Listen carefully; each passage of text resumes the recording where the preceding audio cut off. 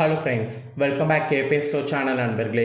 இன்றைக்கி இந்த வீடியோவில் மிக முக்கியமான ஒரு ஜோதிட விஷயத்தை தான் இந்த வீடியோவில் ஷேர் பண்ண போகிறேன். ஸோ லைஃப்னு எடுத்துக்கிட்டால் நிறைய ஏற்றத்தாழ்வு இருக்கும். அந்த ஏற்றத்தாழ்வை பேலன்ஸ் பண்ணணுன்னா கண்டிப்பாக என்ன ஏற்றத்தாழ்வு அப்படிங்கிறத நாம் தெரிஞ்சுக்கணும். அப்போ தான் நாம் அந்த ஏற்றத்தாழ்வுகளை ஈஸியாக பேலன்ஸ் பண்ண முடியும். இந்த ஏற்றத்தாழ்வுகள்லாம் எதன் மூலம் கணக்கிடப்படுதுன்னா கிரகங்கள் மூலிமா கணக்கிடப்படுது. நம்ம வாழ்க்கையுடைய இயக்கங்களே கிரகங்கள் தான். கிரகங்கள் இயங்குறதோட அடிப்படையில் தான் நமக்கு ஏற்றத்தாழ்வுகளே அமைகிறது. சில நேரம் அதிர்ஷ்டத்தையும் சில நேரம் கஷ்டத்தையும் பெறுவதே இந்த கிரகங்கள் தான்.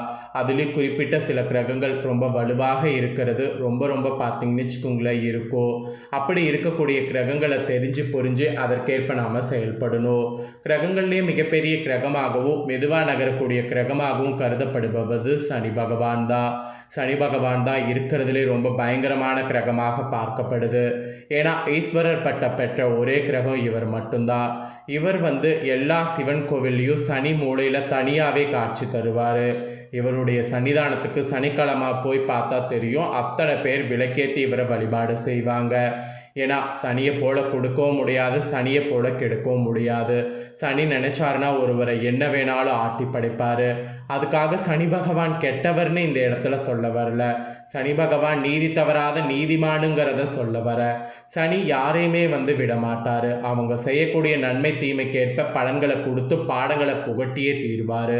அதில் தான் சனி ரொம்ப ஸ்பெஷலிஸ்ட்டு. மற்ற கிரகங்கள் ஒரு வருடம் இல்லைனா 1.5 வருடம் இல்லைனா ஒரு 10 நாள் 6 மாதத்தில் மாறிடும். ஆனால் சனி மட்டும்தான் ஒரு ராசிக்கு 1.5 வருடத்துக்கு மேலேயே இருப்பார். கிட்டத்தட்ட 2.5 ஆண்டு காலம் ஒரு ராசியில் பயணம் செய்வார். அதனால் சனியை மட்டும் சாதாரணமாக நம்ம நினச்சி போக முடியாது. அப்பேற்பட்ட சனி பகவான் இப்போ மே 21க்கு மேலே வலுவாக இருக்கிறதுனால சனி பகவானுக்கு உகந்த பரிகாரத்தை செய்து பலன் பெறணும் என்பது ஒவ்வொரு ராசிக்கும் குறிப்பிடப்படுது. அதன்படி மீனம் ராசிக்காரங்க என்ன பரிகாரம் செய்யணும் அப்படிங்கிறத தான் இந்த வீடியோவில் சொல்ல போகிறேன். நீங்கள் மீனம் ராசியாக இருந்தீங்கன்னா இந்த ஒரு வீடியோவை ஃபுல்லாக பாருங்கள். உங்களுக்கு சனினால் என்ன நடக்க போதோ அதை நீங்கள் தெரிஞ்சுக்கிறதோடு அந்த சனியுடைய ஆபத்து ஏற்படாமல் இருக்க இந்த பரிகாரம் செய்கிறது தெரிஞ்சு இந்த பரிகாரத்தை பண்ணி பயன்பெறுங்க. அது மட்டும் இல்லாமல் குறிப்பிட்ட இந்த காலம் கிரகங்கள் வலுவாக மாறுறதுனால ஒவ்வொருவருக்குமே பார்த்திங்கன்னு வச்சுக்கோங்களேன், இப்படி தான் அடுத்த சில நாட்கள் இருக்க போகுது. மேலே கடைசியாக உங்கள் மீன ராசிக்காரங்களுக்கு கிரகங்களால் என்ன இருக்க போகுது, என்ன நடக்கும் அப்படிங்கிற விஷயங்களையும் இந்த வீடியோவில் சொல்ல போகிறேன். அதையும் இந்த வீடியோவில் மீன ராசிக்காரங்க தெரிஞ்சுக்குங்க. தெரிஞ்சு அதற்கேற்ப நடந்து பயன்பெறுங்க. சரி வாங்க, முதல்ல பலன்கள் பரிகாரத்தை பார்க்கலாம். அதாவது சனியினுடைய பரிகாரங்கள் என்ன செய்யணுங்கிறத உங்கள் ராசிக்கு பார்க்கலாம். ஒரு ராசியிலேயே அதிக காலம் சஞ்சரிக்கக்கூடிய கிரகமாகவும் கர்மகாரகனாகவும் விளங்கக்கூடியவர் சனி பகவான். அப்பேற்பட்ட சனி பகவானுடைய அந்த ஒரு சில பரிகாரத்தை பண்ணி வழிபாடுகளை மேற்கொண்டால் சனினாலே ஏற்படக்கூடிய பாதிப்புகளிலிருந்து தப்பிக்க முடியும். சனி பகவான் கும்பராசியில் உள்ள புரட்டாதி நட்சத்திரம் 3ஆம் பாதத்திலிருந்து மீனத்தில் உள்ள புரட்டாதி 4ஆம் பாதத்திற்கு பயிற்சியாகி இருக்கிறாரு. இங்கு தான் உச்சக்கட்டத்தில் இருக்கிறாரு. அதனால தான் திருக்கணித பஞ்சாங்கப்படி இந்த கிரக பயிற்சி டைமில் இந்த பரிகாரத்தை செய்யணுங்கிறத உங்கள் ராசிக்கு சொல்ல வர. ஜோதிடத்திலேயே ஒவ்வொரு கிரகத்துக்கும் மிக முக்கிய பங்கு இருக்கிறது என்றாலும் ஒவ்வொரு கிரகமும் ஒரு ராசியில் எவ்வளவு காலம் சஞ்சரிக்கிறது, அவ தரக்கூடிய தாக்கம் எப்படி இருக்கும் என்பதை பொறுத்து அந்த கிரகத்தின் பயிற்சியை மக்கள் நாம் அதிக கவனிப்போம். அந்த வகையில் சனி பகவான் தான் ஒவ்வொரு ராசியிலும் 2.5 ஆண்டு காலம் சஞ்சரிப்பார். குரு 1 ஆண்டு காலம், ராகு கேது 1.5 ஆண்டு காலம், இந்த மாதிரி கிரகங்கள் சஞ்சரிக்கும். நவ கிரகங்கள்லேயே ஒரு கிரகம் ஒரு ராசியில் அதிக காலம் சஞ்சரிக்கக்கூடியது இந்த சனி மட்டும்தான். அவர் கர்மகாரகன் நீதிபதியாக செயல்படுவதால் தான் அவருடைய பயிற்சி முக்கியமாக கருதப்படுது.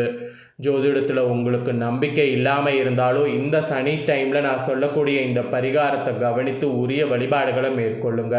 அப்போ தான் சனினால் ஏற்படக்கூடிய தாக்கத்தை குறைத்து நற்பலன்களை பெற முடியும்.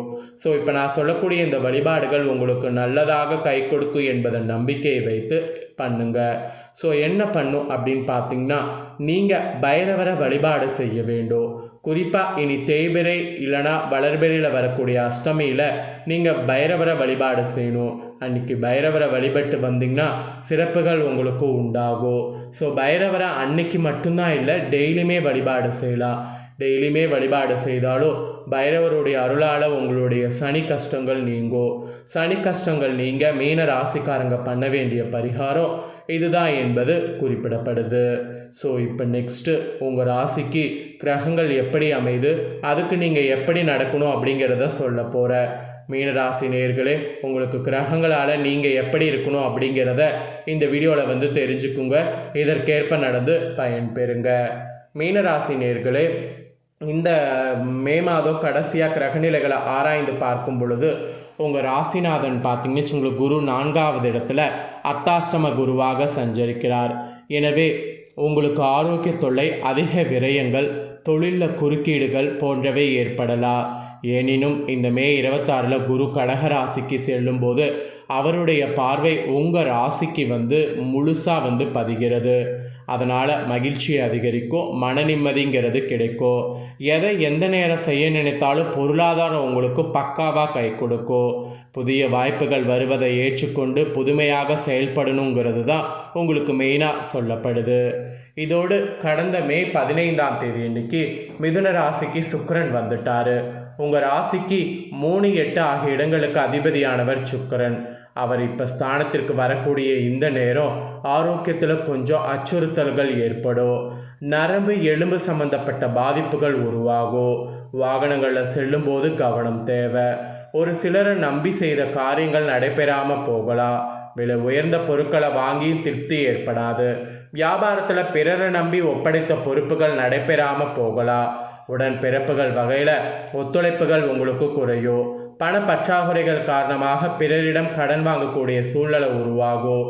இந்த ஒரு கிரக மாற்றத்தால் இவ்வளவு விஷயங்கள் நீங்கள் ஃபேஸ் பண்ண வேண்டியது இருக்குது. அதனால் ஒவ்வொன்றும் பார்த்து ஃபேஸ் பண்ணும் என்பது குறிப்பிடப்பட்டிருக்கு. இதற்கேற்ப நடந்து பயன்பெறுங்க.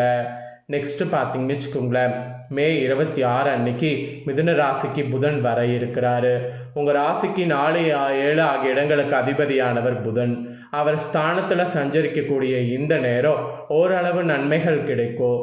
மெயினாக இடம் வீடு வாங்க வேண்டும் என்று நினைத்தவர்களுக்கு அந்த முயற்சி கைகூடும். கட்டிய வீட்டை பழுது பார்க்கக்கூடிய யோகமும் உங்களுக்கு உண்டாகும். தொழிலை விரிவு செய்ய எடுக்கக்கூடிய முயற்சிகளில் தடைகள் வரலாம். அதோடு தற்காலிக பணியில் இருப்பவர்கள் நிரந்தர பணியில் அமரக்கூடிய வாய்ப்பு உண்டாகும்.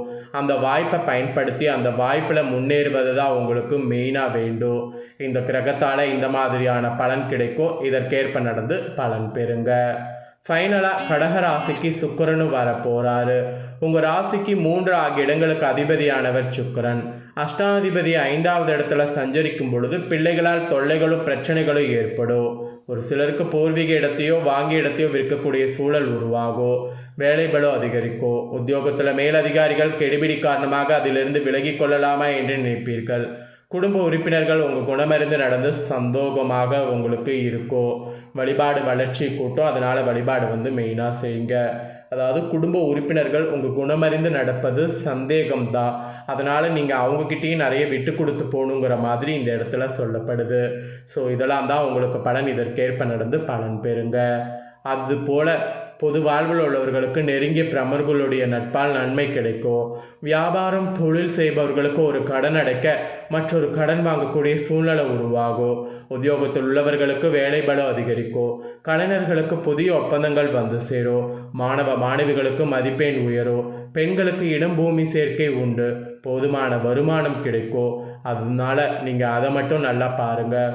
உங்களுக்கு அதிர்ஷ்டம் தரக்கூடிய நிறம் பொன்னிற மஞ்சள். ஸோ அந்த நிறத்தை பயன்படுத்தி முழுசாக முன்னேற பாருங்கள். இதுதாங்க உங்களுக்கான பலன்கள். இதற்கேற்ப நடந்து பலன் பெறுங்க. இதை நீங்கள் பார்த்தது போல் உங்கள் ஃப்ரெண்ட்ஸ் ஃபேமிலியில் இருக்கிறவங்க பார்த்து அவங்களும் பலன் பெறணும் அப்படின்னு நினச்சிங்கன்னா வீடியோ லைக் பண்ணி உங்கள் ஃப்ரெண்ட்ஸ் ஃபேமிலிக்கு ஷேர் பண்ணுங்கள். உங்கள் ஃப்ரெண்ட்ஸ் ஃபேமிலியில் இருக்கவங்களும் மீன ராசிக்காரங்களாக இருந்தாங்கன்னா இதை பார்த்து பயன்பெறட்டும். இதே போல் புதிய தோள்களை தெரிந்து கொள்ள சேனலை சப்ஸ்கிரைப் பண்ணுங்கள். கூட பெல் பண்ண ப்ரெஸ் பண்ணுங்கள். நெக்ஸ்ட்டு வேறு ஒரு வீடியோவில் உங்களை சந்திக்கிறேன். நன்றி, வணக்கம்.